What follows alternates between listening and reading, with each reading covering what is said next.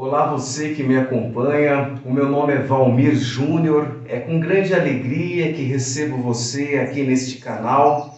Você que ainda não viu os outros vídeos, nós estamos falando sobre as 5 solas, o que ela nos remete, o que ela nos proporciona.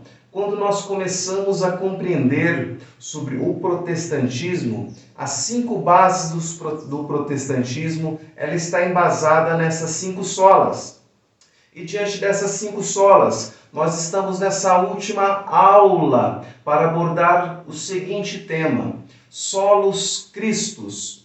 Quando nós falamos solos Christus, o que isso nos remete? O que isso nos ensina? Quando nós começamos a entender sobre o que é o solos Christus, que em sua tradução significa somente Cristo, logo nós compreendemos que o homem, na sua concupiscência, na sua iniquidade, ele busca meios na qual ele possa desviar o caminho de Cristo. Então, diante desta base teológica do protestantismo, nós abordaremos esse seguinte tema: Solos Christus. Então, novamente, seja muito bem-vindo a este canal. Eu vou pedir para você curtir, compartilhar, porque na medida em que você nos ajuda a divulgar o que está sendo feito aqui, você pode ter certeza que outras pessoas serão alcançadas e o nome do Senhor será glorificado. Então, vou pedir para você dar o seu joinha, para você mostrar para os seus amigos, para você acompanhar este canal, ativar o sininho, a se inscrever. Então, vamos lá. Vamos falar de somente Christus. Quando nós falamos de Cristo, nós temos que entender quem é o Cristo. Quando nós olhamos a Bíblia na sua essência, nós vamos vendo que existem muitas tipologias de Cristo, principalmente no Antigo Testamento. O Antigo Testamento, no momento veterotestamentário, onde o Antigo aponta para o Novo, nós vamos compreendendo que aquilo que é o Antigo Testamento sempre apontou para Jesus. Nós vamos percebendo que tudo que era feito, se você pegar de Gênesis até os livros proféticos, nós vamos compreendendo que sempre apontou para Cristo. E por quê? Quem é Cristo? Nós devemos compreender Cristo para nos absorver, porque ela se tornou uma base, porque no protestantismo, as 5 solas, uma destas solas é a solos Christus. Nós temos que olhar para o passado e começar a compreender que antigamente, e também nos dias de hoje, muitas pessoas em suas religiões, elas apontam que Cristo, ele é um mediador. Eu estou falando dos cristãos. E dentro do cristianismo existem várias vertentes. E dentro dessas vertentes fica explícito que existem muitas heresias. E dentro dessas heresias, algumas pessoas apontam que Cristo, sim, ele é um mediador, mas que também existem outros meios de nos achegar a Deus. Nós podemos falar daquilo que uma religião faz, onde ela procura talvez por um santo, talvez ela procura por alguma coisa, por algum espírito, mas não a Cristo. Então vamos abordar esse assunto. Diante dessa heresia que existia dentro, que nós podemos falar que antigamente era do catolicismo, ou seja, católico apostólico romano, existia essa heresia e ainda existe, na qual nós falamos que as pessoas se remetem ao santo e pedem intercessão ao santo para se achegar a Deus. E nós vamos percebendo que uma dessas bases teológicas do protestantismo, ela afirma que Cristo, ele é o único mediador entre Deus e o homem. Então vamos compreendendo quem é Cristo. O que nos remete a Cristo? Por que Ele veio para nós? Então, o Messias, quando nós falamos de Messias, ela vem da palavra Meria, que significa ungido do Senhor. E vamos também falar aqui, além do Messias, nós vamos também falar para que Jesus veio e para que Ele foi chamado. Porque quando nós olhamos para Cristo, somente Ele é o caminho, somente Ele é a verdade, somente Ele é a vida. É Ele que intercede junto ao Pai, e nós podemos aqui também nos remeter ao Espírito Santo, mas a aula em si vamos falar de Cristo, falando sobre Ele é o mediador. Então, nesse pano de fundo, nós vamos começando a compreender sobre quem é o Cristo, quem é Jesus. Então, no tópico 1, ele é o Messias aguardado. Como eu já disse para vocês, ela vem da palavra, o Messias vem da palavra Meria, que é ungido. E ele teve esse conceito através de Davi. Quando nós olhamos lá no livro de 1 Samuel, capítulo 16, nós vamos começando a perceber que Davi, ele era um homem que ele foi segundo o coração de Deus. E quando nós começamos a compreender sobre o coração de Deus, por que ele foi segundo o coração de Deus, nós vamos começando a compreender que ele foi ungido. Então, quando nós falamos da palavra Mexia, ou Meria, como algumas pessoas falam, ela tem esse conceito que começou ali em Davi. Então, a figura do ungido, ele passa por Davi. Quando nós começamos a entender sobre Davi, quando nós falamos de Jesus, ele é a raiz de Davi. E quando nós começamos a compreender isso, Davi e Deus, Davi ele pediu que Deus fizesse uma aliança com ele, na qual o seu reinado não tivesse fim. Olha para você ver que interessante. Desde Gênesis, como eu já disse para você, até os livros ali proféticos, sempre apontou para Jesus. Então Jesus teria que vir, o Salvador, o ungido, ele teria que vir de algum lugar. E de onde ele viria? E começa a ficar nítido ali em Davi, aonde ele pede para que o seu reinado não tivesse fim, aonde ele iria morrer, mas que na sua sucessão, o seu trono, o seu reinado prevalecesse. E como iria prevalecer para sempre? Aí fica nítido aonde Jesus aparece. Então, Davi, ele queria que estabelecesse o seu reino. Então, dali nasceu o Filho de Deus. Quando nós pegamos 2 Samuel, capítulo 7, versículo do 8 ao 17... ali fica nítido, convido você a ler, vou deixar aí na tela para você. E também nós podemos falar ali, que está escrito na palavra do Senhor: um menino nos nasceu, um filho se nos deu, o governo está sobre os seus ombros, e o seu nome será Conselheiro, Maravilhoso, Deus Forte, Pai da Eternidade, Príncipe da Paz. Do tronco de Jessé nascerá um rebento. Olha que coisa maravilhosa quando nós começamos a compreender de onde veio Jesus. Para que Jesus, o Cristo, ou o ungido, ele foi chamado. E fica nítido naquilo que eu acabei de ler para você, que o menino se nos foi dado, aonde ele teria governo, e o seu nome seria Conselheiro, Maravilhoso, Deus Forte, Pai da Eternidade, Príncipe da Paz. Olha que coisa maravilhosa quando nós começamos a compreender o desenrolar da história.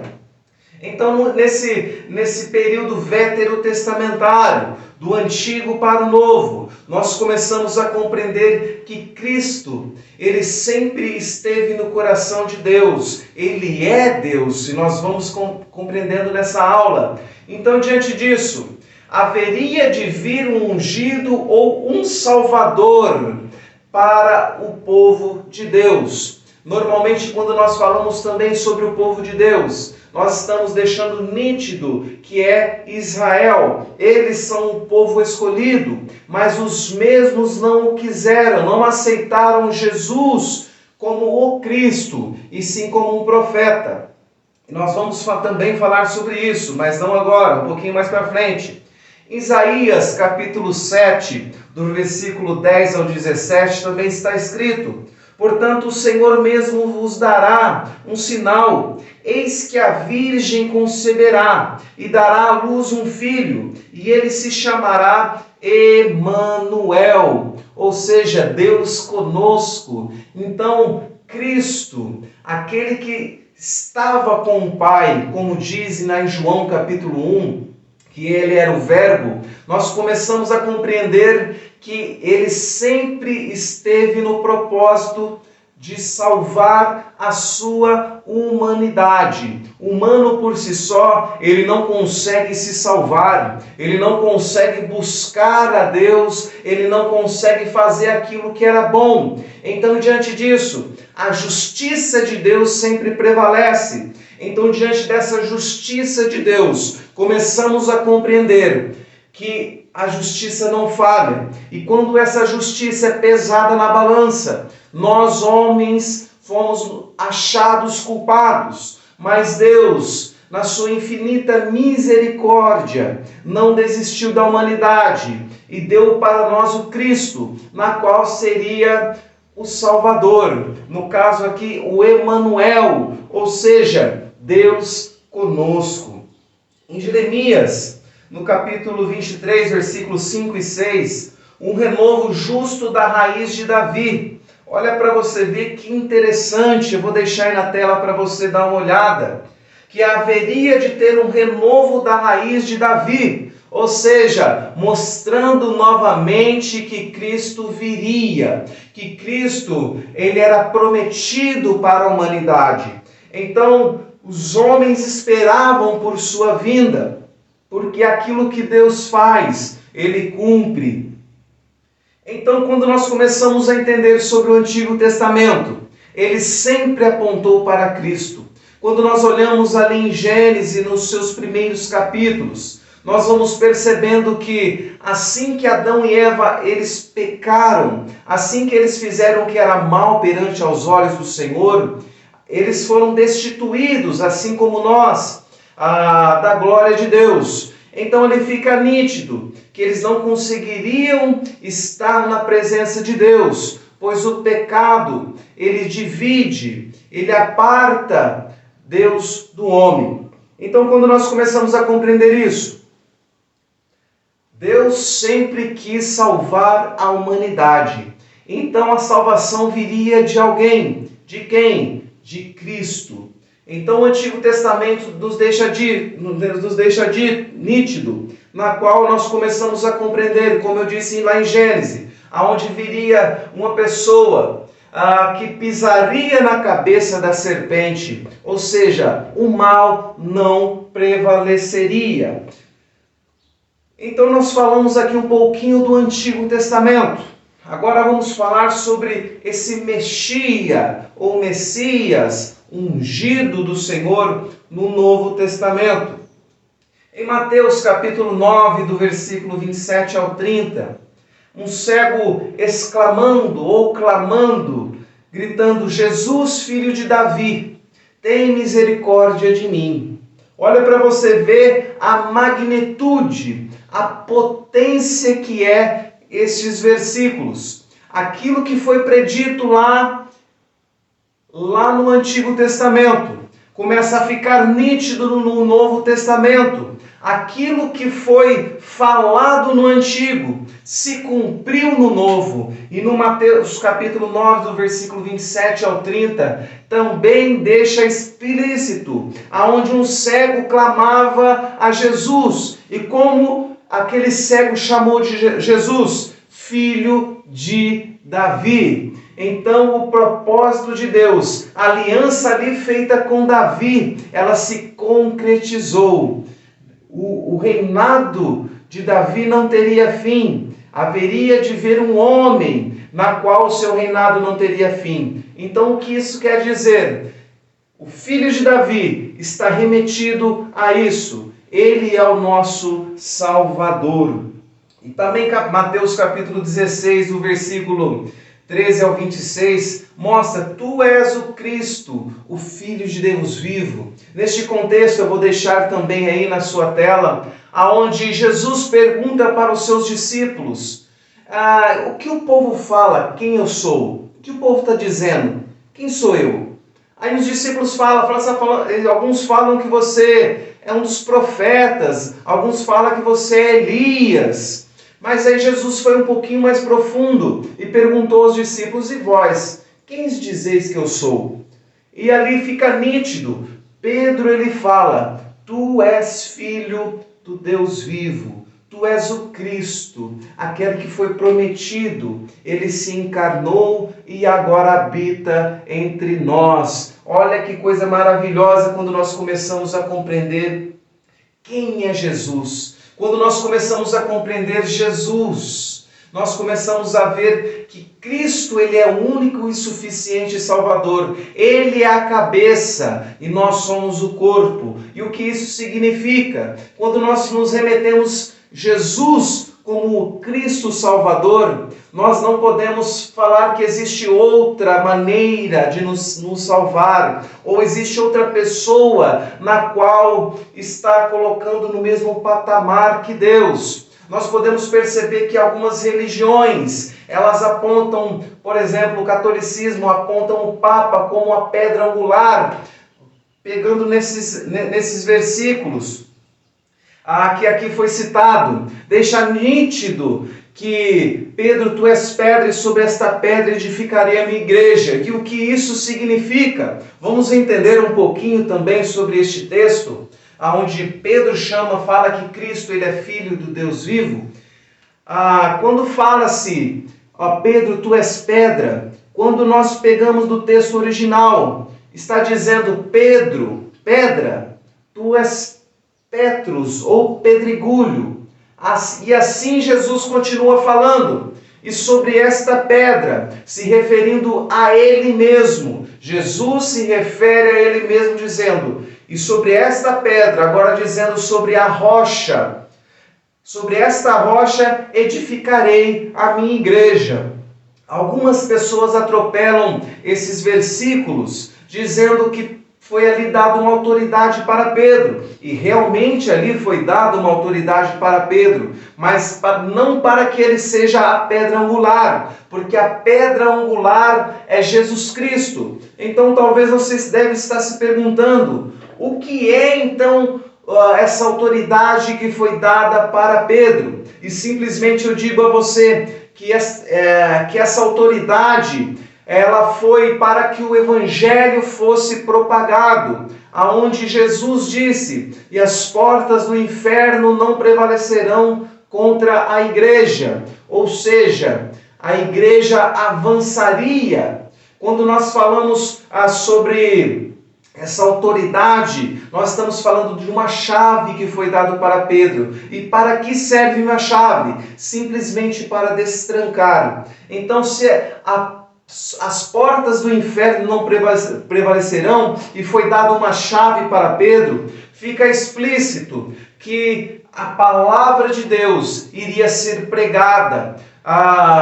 Pedro, ele foi incumbido, ele teve uma autoridade para que a palavra fosse pregada. Quando nós olhamos ali em Atos, os primeiros capítulos, provavelmente até mais ou menos o 11 ou 12, nós começamos a compreender que foi Pedro que começou a pregar o Evangelho, que começou em Samaria, depois, primeiro na Judéia, depois Samaria e depois nos confins da terra. Ele que deu o pontapé. É claro que ele não foi a cabeça. Quando nós começamos a compreender as cartas, 1ª, 2ª Pedro ali, você vai ver que Pedro, ele se auto-intitula como um servo, um presbítero. E qual que era o dever do presbítero? Simplesmente levar a palavra, aquele que pregava. Então, sempre, todos aqueles da igreja primitiva, os apóstolos e também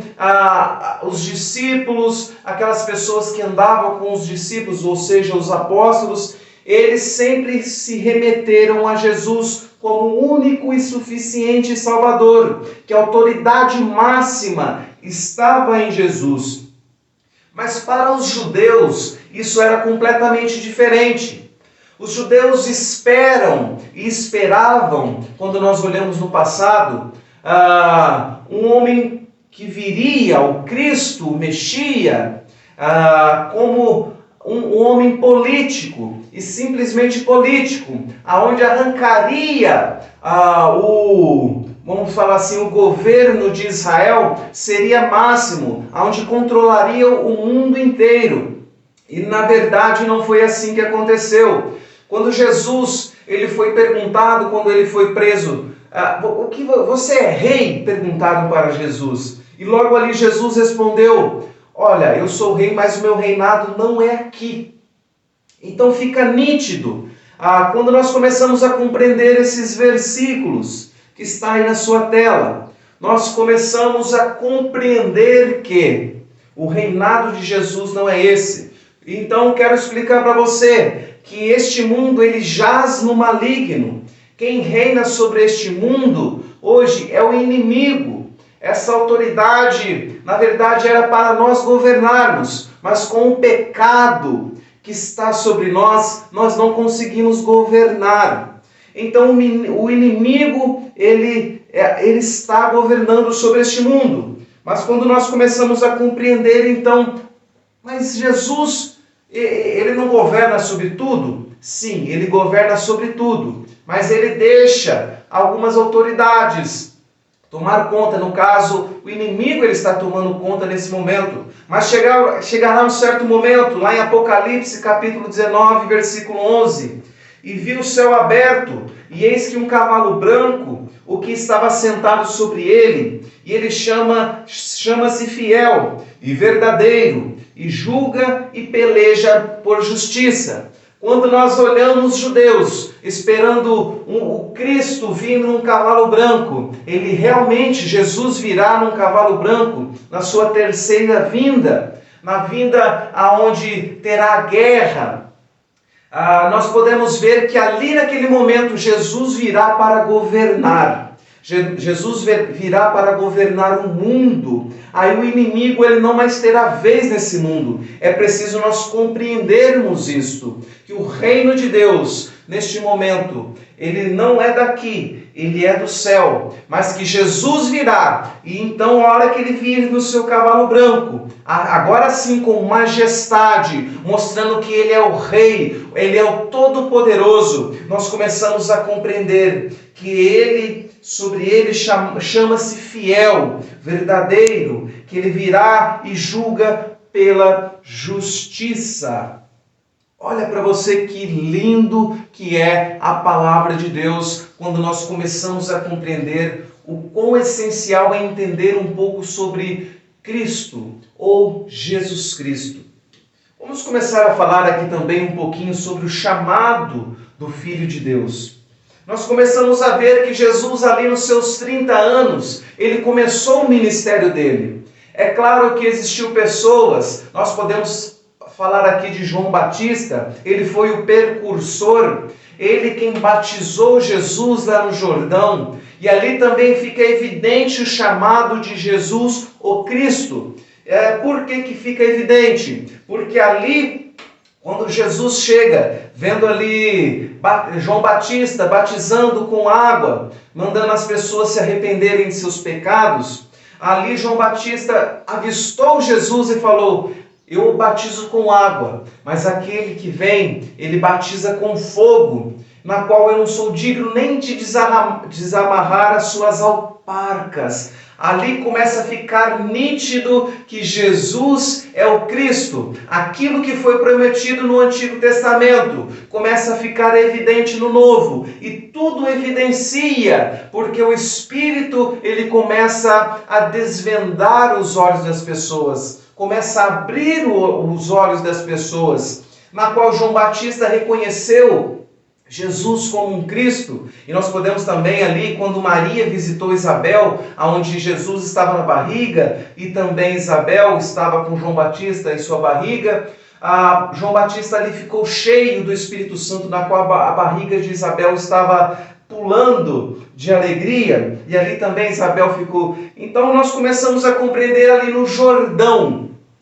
No Jordão começa também a ficar evidente o chamado de Cristo, o chamado do Filho de Deus, aonde nós começamos a compreender que Jesus ali ele foi batizado, e ali desceu-se uma pomba, o Espírito Santo desceu em forma corpórea em Jesus, e ali também do céu se ouve uma grande voz como uma de trovão, dizendo: eis aí o meu Filho em quem tenho me comprazido. Ali nós vemos o poder do Pai, do Filho e do Espírito Santo. E até algumas pessoas, elas alegam, algumas religiões alegam que não existe a Trindade. É claro que na Bíblia não tem o nome Trindade, mas fica evidente essa triunidade, 3 em 1, na qual nós falamos aqui agora, na qual ocorreu o batismo de Jesus. O poder do Pai, a manifestação do Pai, do Filho e do Espírito Santo. E também nós podemos evidenciar isso, o chamado do Filho de Deus, o ministério de Jesus, na transfiguração. Ali quando nós podemos falar de Elias e Moisés estavam junto com Jesus, na qual Jesus ficou com vestes resplandecentes, na qual ele conversava com Elias e Moisés, também fica evidente o chamado do Filho de Deus. Mas nós também, você que é um amante da palavra de Deus, você pode perceber que nunca Jesus ele se auto-intitulou como Filho de Deus, mas Filho do Homem. E talvez você se pergunte, por que Jesus se intitulava não como Filho de Deus, mas como Filho do Homem? Por causa da sua ambiguidade. E o que isso significa? A ambiguidade é porque Jesus ele era 100% Deus e 100% homem. E quando nós começamos a compreender que Jesus ele é 100% Deus e 100% homem, ele tem duas naturezas, ou seja, de homem e de Deus. Jesus, ele é 100% Deus e 100% homem. Então ele rejeitava ser chamado Filho de Deus por conta dessa ambiguidade.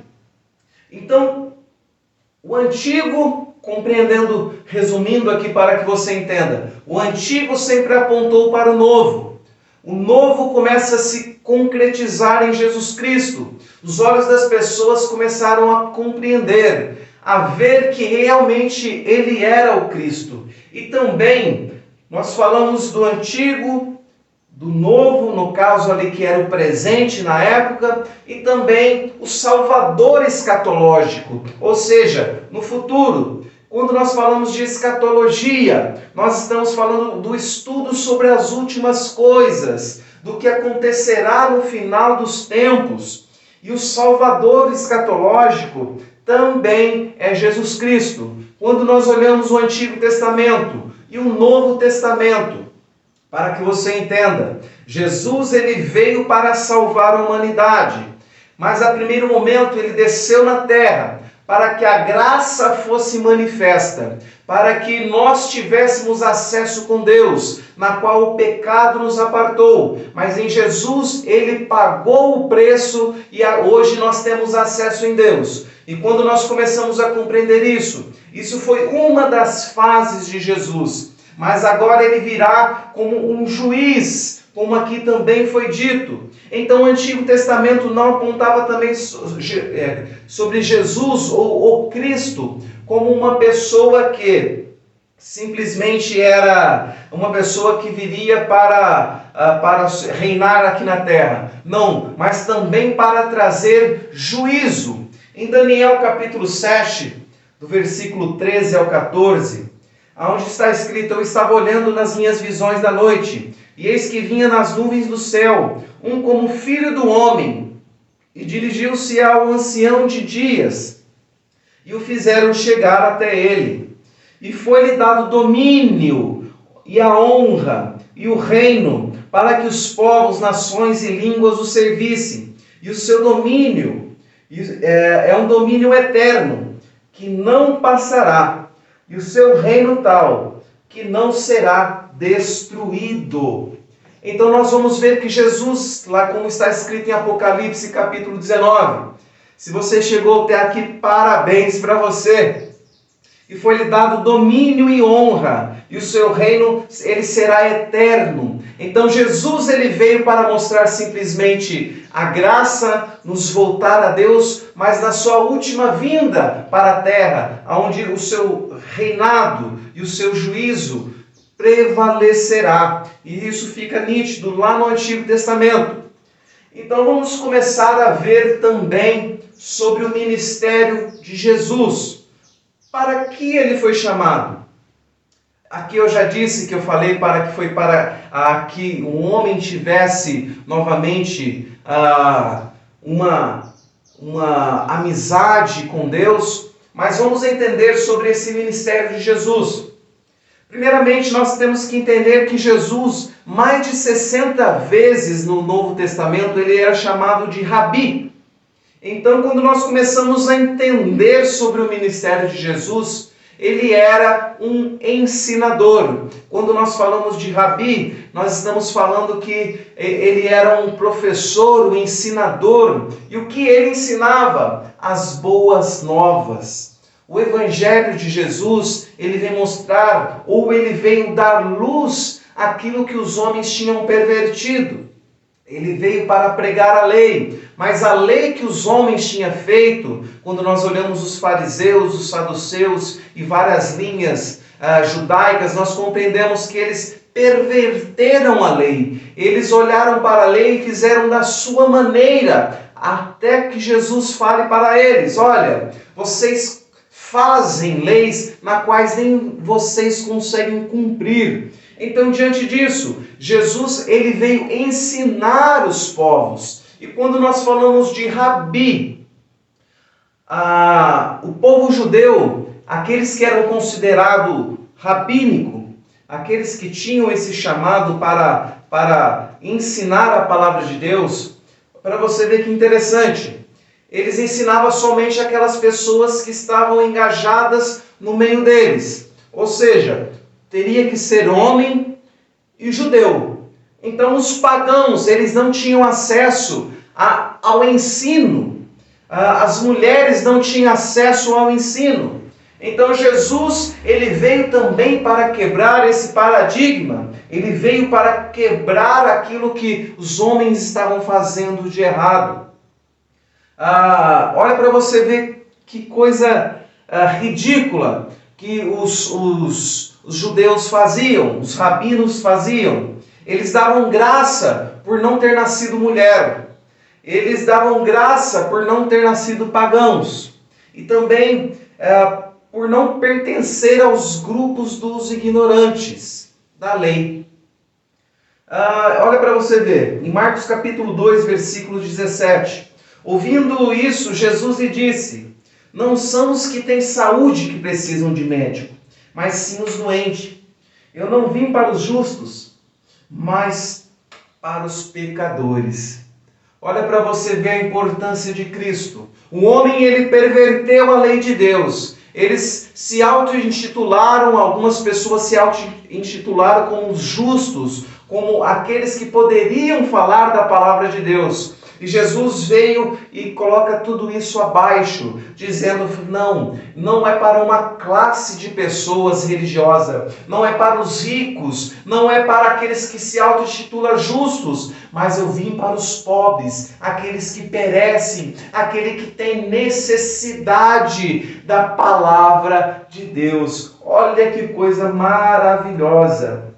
Enquanto os religiosos traziam glórias para si, Jesus mostrou o Evangelho, as boas novas, na qual nós podemos ver que aquela mulher que foi pega em adultério, ela simplesmente né, segundo a lei, era para ser apedrejada. Aí Jesus veio para falar: aquele que não tem pecado que atire a primeira pedra. Jesus estava dando luz à verdadeira lei de Deus. O que é a verdadeira de Deus? Quando nós começamos a examinar a palavra de Deus, fica nítido que Jesus baseou a lei simplesmente em duas coisas: amarás ao teu Deus de todo o teu coração, de toda a tua alma, de todo o teu pensamento, e ao teu próximo como a ti mesmo. O que quer dizer isso? Que a lei, ela tem que ser cumprida, mas que nós temos que olhar para as outras pessoas com amor, e principalmente para com Deus.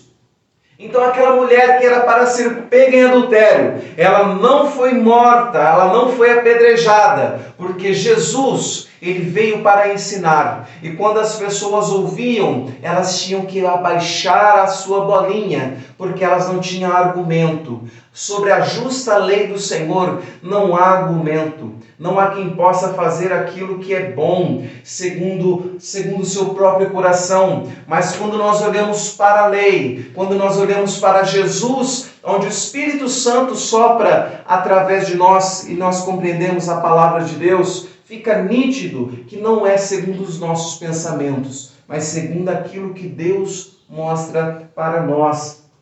Aquelas mulheres, Marta e Maria, elas também não podiam escutar da palavra de Deus. E Jesus foi lá, visitou elas e ensinou teologia para elas. Ensinou o caminho para elas. Olha que coisa maravilhosa. Então nós vamos compreendendo que Jesus, ele vai quebrando paradigmas. Ele vai quebrando aquilo que o homem tinha feito e mostrando, dando luz ao verdadeiro evangelho. Aonde também nós podemos falar sobre o sábado. Aonde Jesus fala: o sábado, ele foi feito para o homem, ou o homem que foi feito para o sábado? Então aí Jesus começa a falar: olha, eu vim para cumprir toda a lei. Mas podemos compreender que foi colocado também ali um homem da mão mirrada, no meio ali do templo. E olha para você ver que interessante, no meio do templo, o que isso significa para você que gosta de estudo? O que ficava no meio do templo ali? Simplesmente a palavra de Deus, ou seja, a lei. Então Jesus vai até onde fica a lei, leva aquele homem doente no sábado, onde não se podia fazer nada. Olha, é preferível deixar esse homem morrer ou salvar ele? Então Jesus foi lá e curou a mão daquele homem, mostrando que a graça está acima da lei. Olha que coisa maravilhosa. Jesus começou a mostrar a graça para os homens, para aqueles religiosos. Então nós começamos a compreender que Jesus, ele é o mestre, ele era o rabi. Em Mateus capítulo 4, versículo 23, e percorria Jesus toda a Galiléia, ensinando nas suas sinagogas e pregando o evangelho do reino, e curando todas as enfermidades e moléstias entre o povo. Jesus, como eu já disse para você, ele foi citado 59 vezes no Novo Testamento como um rabino, como um mestre, ou seja, aquela pessoa que ensinava. Então, o que Jesus ensinou? Em Mateus, do capítulo 5 até o 7, vamos ver que Jesus pregou sobre o discurso do monte. Jesus falou sobre o discurso sobre missão. Jesus falou sobre, Mateus capítulo 10, na parábola do reino, Mateus 13, Jesus ensinou sobre disciplina. Jesus também ensinou sobre julgamento. Olha para você ver a beleza que é compreender Jesus, aonde ele deixa explícito: eu sou o caminho, eu sou a verdade e vida. Então, por ele, nós começamos a compreender que o primeiro ato foi nos dado a graça. Então, nós começamos a compreender, como eu disse, nós estávamos destituídos da glória de Deus, como está escrito na palavra de Deus. O que aconteceu então? Havia-se essa divisão. Existia um véu sobre nós e Deus, na qual nós não poderíamos rasgar. Isso nós começamos a perceber também no tabernáculo. Para você que gosta de estudo, você vai entender que ali no tabernáculo era um pano muito grosso. Existiam ali vários, vamos dizer assim, tapetes grossos, juntos um com o outro, na qual se pegasse vários cavalos puxando de ponta a ponta, não conseguiriam rasgar. E o que significava aquilo? Como eu já disse para você, aquilo era o pecado, aquilo significa o pecado. Ninguém podia chegar no Santo dos Santos. Quando nós começamos a entender sobre o tabernáculo, existia o lugar santo dos santos e também o pátio. E quando nós falamos do Santo dos Santos, nós começamos a entender que ali ninguém tinha acesso. Então Jesus, ele pagou o preço. Ali foi aspergido o sangue do Cordeiro. O sangue do Cordeiro, só que aquele que tiraria o pecado do mundo. Não mais precisaria fazer sacrifício, porque o sacrifício de Jesus foi perfeito. Aquilo que começou, aquele sangue que verteu em Abel, aquele sangue que clamava, nós vamos percebendo que em Jesus, aquele sangue, ele clamou melhor. Então ali o véu foi rasgado. Não haveria mais aquilo que nos prendia do acesso a Deus. Vamos compreender agora que só há um mediador entre Deus e o homem, que é Jesus. A salvação, ele só vem por ele. Porque Jesus, ele é o substituto. Talvez você se pergunte por que Jesus era tido ou é tido como um substituto. Na época em que Jesus ele foi condenado, na época que ele ia ser crucificado, ali nós entendemos ao decorrer da história que é contado na Bíblia, que estava no tempo da Páscoa. E nesse tempo da Páscoa, assim que a Páscoa começasse, eles soltavam uma pessoa, na qual era criminosa. Então o povo ali estava querendo condenar Jesus, e Pôncio Pilatos era aquele que não queria condenar Jesus, porque Jesus era tido como uma pessoa de multidões, as pessoas gostavam dele. Então Pôncio Pilatos, ao perceber isso, não queria crucificar Jesus, porque aquilo poderia soar de uma maneira ruim para ele.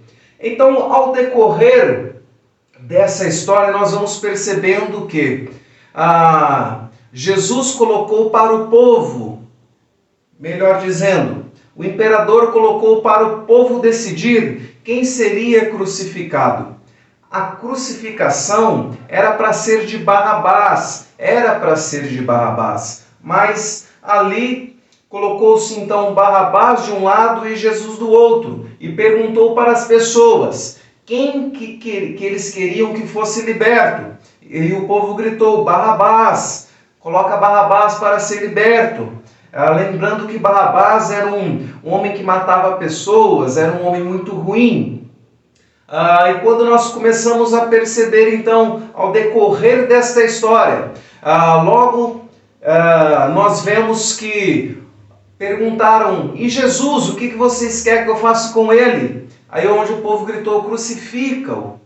Lembrando que aquela cruz, a cruz de Barrabás já estava pronta. Barrabás já estava condenado. Então os soldados, eles já tinham feito a cruz de Barrabás. E quando nós falamos que Jesus é o substituto, ele tomou a cruz de Barrabás. E você sabe o que isso significa para nós? Simplesmente que Jesus, ele tomou o nosso lugar. Nós éramos para ser condenado, nós éramos para ser pregado na cruz do madeiro, nós éramos para ser mortos, mas o que aconteceu foi que Jesus tomou o nosso lugar e ele foi colocado na cruz. Segundo alguns historiadores, dizem que eles tiveram que deslocar o braço de Jesus para que ele coubesse na cruz, porque a cruz era maior. Então, diante disso, logo percebemos que aquela cruz não era para Jesus, aquela cruz era para mim e para você. Então, logo nós percebemos que, como nós pagaríamos o nosso pecado? Não há como nós pagarmos. Se pagarmos pelo nosso pecado, nós morremos. A solução de nossos pecados, a morte. Jesus se fez pecado. Jesus se fez maldito para que nós tivéssemos vida e vida por abundância. Então foi por ali que nós alcançamos a nossa salvação. Foi ali que nós conseguimos encontrar novamente o caminho para com Deus, como aqui já disse para você. Então, finalizando aquilo que Deus tem colocado nessa aula para você, entendendo que Jesus, Ele é o caminho, mostrando que Jesus, Ele é a verdade e Ele é a vida. Quando nós olhamos para Jesus, nós temos que ter a ciência que Ele é o único que nos pode fazer-nos a chegar até o Pai. Onde Ele próprio diz, ninguém vai ao Pai senão por mim. Compreendendo isto, fica explícito que Jesus é o único mediador entre Deus e o homem. Então, quando nós falamos sobre solos Cristo, somente a Cristo, nessa aula você compreendeu o poderio de Jesus, aquilo que foi pregado, aquilo que foi premeditado através dos profetas, através também ali de Gênesis, o próprio Deus falando que haveria um que pisaria na cabeça da serpente. Na cruz, ali foi a vitória do povo de Deus. Jesus pagou o preço por nós. Então, somente graças e glória a Ele. Ele é o único digno de falar. Ele realmente é o Cordeiro de Deus. Ele realmente é o nosso Salvador, o Cristo. Que essa aula tenha sido uma bênção na sua vida, que essa aula tenha sido proveitosa para você, que na medida em que você vai aprendendo sobre Deus, nós vamos cada vez mais nos aprofundando em conhecimento, em comunhão com Deus e também percebendo que nós precisamos dessa comunhão com os irmãos. Então, tudo aquilo que nós aprendemos sempre será para nos achegar para perto de Deus. E é claro que eu estou falando da palavra de Deus. Então foi aqui, nós estamos finalizando essas 5 aulas, onde nós falamos sobre as 5 solas. Obrigado a você que me acompanhou, obrigado a você que perdeu esse tempo para estar aprendendo um pouquinho mais da palavra de Deus. Que Deus continue te abençoando. Logo mais nós iniciaremos outras aulas, na qual abordaremos assuntos muito interessantes também, que diz respeito principalmente à palavra de Deus. Quanto mais conhecimento, quanto mais nós estamos aprendendo de Deus, mais nos achegamos. E é isso que eu quero colocar em seu coração, que nós tenhamos anseio pelo Senhor, anseio de buscar pelas coisas do Senhor. Que Deus seja contigo, que Deus seja na tua vida.